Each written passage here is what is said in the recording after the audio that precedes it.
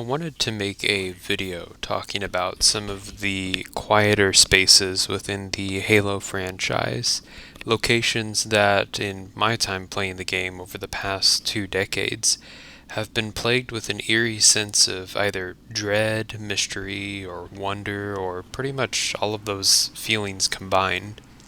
The first video that I wanted to show was a bit of a compilation of clips from Sidewinder, and if anything, joining in on a Sidewinder map with no other players makes that liminal feeling even worse. It's almost as if you're not supposed to be here, but also this calm reassurance of the wind blowing through the background of the audio placed on this map is some weirdly contradictory feeling of welcome. And I don't know how to say this without being hyperbolic, but this map really does make you feel alone. Now, the concept as well that I find interesting is that with this being such a blank slate with two bases on either side, the premise of the map itself is sort of brought into question. Why is it here? And why are these two sides fighting? And in some ways, with the apparent moon above head, you get this feeling that this could be Earth, but with the halo ring right next to it, you know it isn't. And of course, the gas giant right next to that. I think Sidewinder is one of those maps that goes down in Halo's history as one of the unspoken heroes of the franchise in terms of multiplayer enjoyment. Whether you're the one camping in one of the bases or sniping people's heads off from far away on the bridge near the rocket launcher, Sidewinder is filled with this sense of loneliness, but at the same time, when the map gets filled with players, a lot of entertainment value can be added in as well. There's also this weird feeling of having a banshee on either side of the map too. It almost leads you to this sense of thinking you can escape above the treetops, but the invisible barrier reminds you that you are still within the confines of a game. It's such a weird dichotomy of freedom yet restriction all at once, and it leads you to sort of thinking that maybe this base, or rather bases, were built to contain two opposing threats and ensure they're not supposed to leave. Now, of course, that's me thinking way too into this, so let me ground this sort of higher level thinking with a little bit of realism. The map obviously having two sides is for BTB battles, and back in the day with Halo Combat Evolved, I doubt they thought much about what this would have looked like in the online arena. I think one of the core complaints of this map is that with it being so large, it can feel like a lifetime before you're able to actually capture a flag and score a point. And even in Slayer, it feels like an arduous task of getting from one base to the other, making the point of the map a little bit fraught. You have two bases that are opposing, but in some moments, especially if people quit, you rarely see the other team. Nevertheless, it's a map that still stands out in my memory as one of the greatest for the fact that it isn't overrated. People tend not to talk about it, but it gives you this quiet calmness while also this threatening aura all at once. The next map that I wanted to look at is Headlong. Headlong is a map that I find really fun.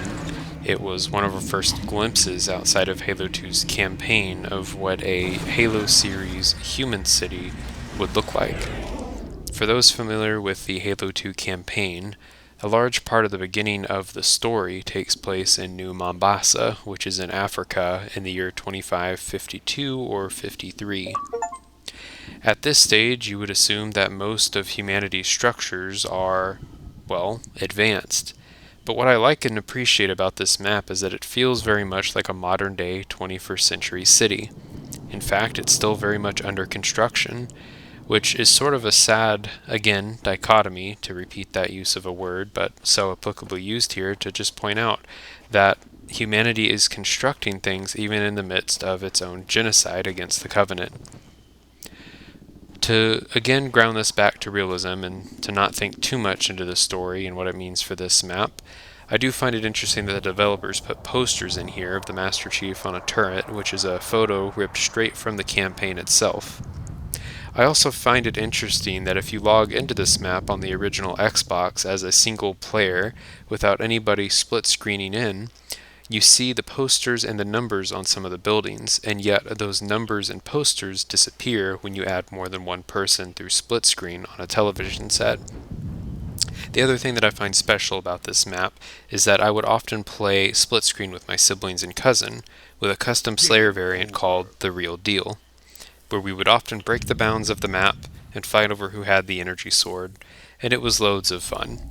It was pretty much my introduction into what it meant to play Halo's multiplayer experiences. The next map that we'll look at is one that's also near and dear to my heart, primarily because it also harkens back to Halo 2. Last Resort is pretty much a callback to Halo 2's Zanzibar. Zanzibar features an iconic spinning wheel in the center of its map, which both sides, typically blue and red, can fight over for map dominance. It's also unique in the fact that it includes one of the first ever destructible scenery objects that actually allows players to walk across, namely the bridge that you can hit when crossing the pinwheel in the center. This feature was taken over and borrowed into Halo 3 as well. But what I like best about this map is that it actually reminds me a lot of when I was creating my first gamertag. Funny enough, back when Halo 3 launched, my brother and I did not have enough money for an Xbox 360. However, that did not stop our more affluent cousin from getting the Halo 3 Limited Edition Xbox, clad in green plastic and shiny orange metallic plastic as well. We were, of course, understandably jealous, but gracious when he brought it over during Christmas Day for us to play. However, he only had 2 remotes, meaning that I was stuck with a Guitar Hero remote if I wanted to play with them. The birth of my gamertag came to light. When plugging in a Guitar Hero remote to an Xbox 360, you were limited with the character selection you can use when creating a profile. What was funny is that you could shake the guitar and that would fire your bullets, but you would constantly spin in a circle. You couldn't really move side to side, but you could move forward and backwards. And what I ended up doing to create my profile was select from a main row of characters that it allowed me to, and out of those letters I had H-O-V, my brother suggesting to add in another O, and thus the name Hovo was created. After a few years, I added on Ninja when we ended up getting our own Xbox 360, hence my gamertag being Hovo Ninja ever since the year 2009, when we were finally able to play Xbox 360 games with online capable internet, shortly after we got rid of dial-up. I find these maps really fun because people tend not to talk about them as much as some of the other more prominent maps such as Blood Gulch or Beaver Creek, but these maps nevertheless stand the test of time and are personally some of my favorites in the franchise.